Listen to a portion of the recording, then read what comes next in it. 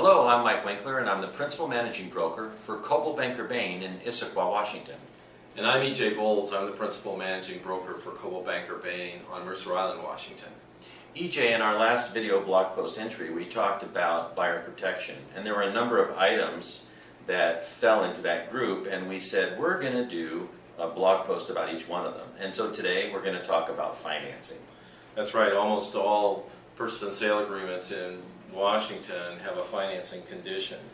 And what, in its simplest form, or the simplest explanation, is the buyer gets a chance to obtain financing, to make a good faith effort to obtain financing, and if they can't, after following the rules of the form that they sign, if they can't get financing, they get their earnest money back and they can terminate the contract. That's right, and good faith generally means that the buyer follows the time frames and rules of the financing addendum and really does try to get the financing, a best effort.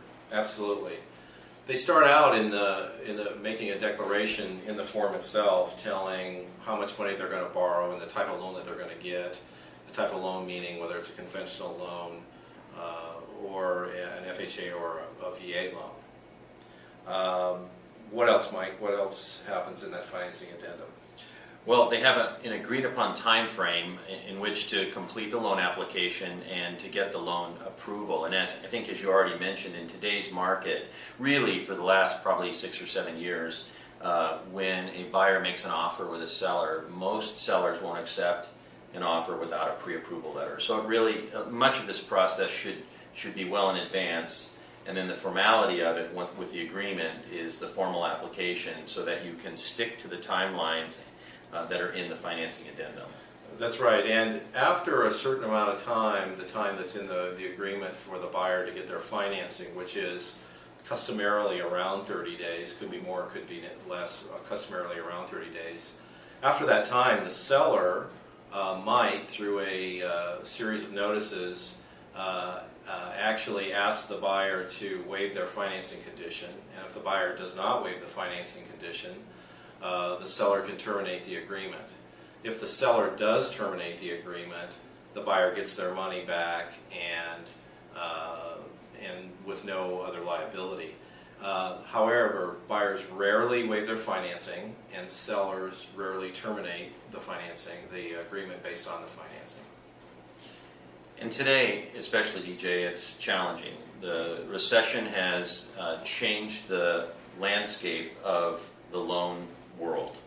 And so where it used to be easy to go in and get money at great interest rates, it's now much more difficult. The interest rates are great if you qualify, but qualifying has really become much more difficult. People actually have to have the funds and the resources to back up what they claim in the documentation, and it is verified. And so debt to income has become a bigger issue. Credit score is back on as a major issue. And so the moral is simple. You have to get in early and work the process thoroughly if you want to get the home that you're writing a contract for.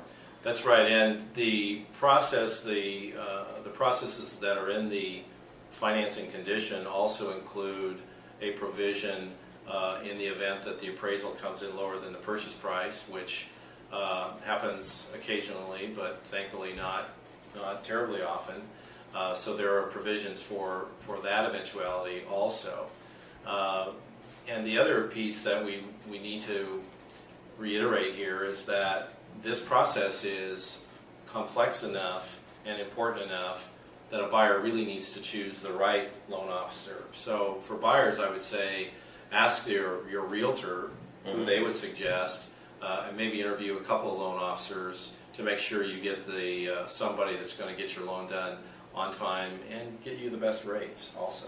Well, and speaking of the complexity, it's one of the reasons why, and I know that we're looked at as jaded on this because we're the realty bros, but the fact is that having a good realtor and having a good loan officer are critical because of the process in and of itself, making sure that you meet the timelines. If you don't meet the conditions within the basic financing addendum, the earnest money can be at risk just simply based on timelines. And so a good realtor will have systems in place, and a good loan officer will work with that realtor in conjunction with you as a buyer to make sure that you are protected. And that's why this is the Buyer Protection Series. So while the process is somewhat cumbersome, it usually works very well. That's right. I'm E.J. Bolds. I'm Mike Winkler. Till next time.